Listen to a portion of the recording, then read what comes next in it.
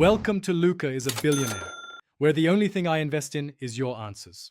You begin by changing the theme and applying a concrete color. Make sure your app targets Android 5, 0 or above for straightforward control. Open styles.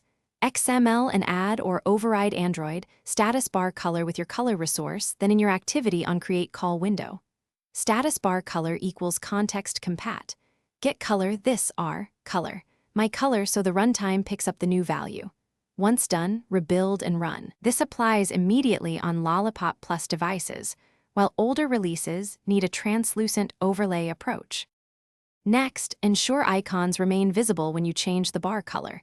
You must control icon contrast explicitly. For API 23 and above use view. System UI flag light status bar, or, better, window insets controller compat to request light status bar icons. Window insets controller compat works across Android X. For newer APIs, prefer window insets controller. Set appearance light status bars, true, or the compat call so icon color matches your background. Make sure to test with both dark and light status. Finish by testing across devices and handling layout insets.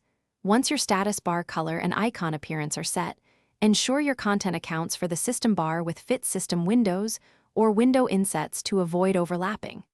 If the color does not apply, confirm window is translucent or no action bar theme attributes aren't overriding it, and check for manufacturer modifications like Samsung or Xiaomi skins. If problems persist, temporarily set a solid color in both theme and runtime to isolate whether code or theme overrides are the cause.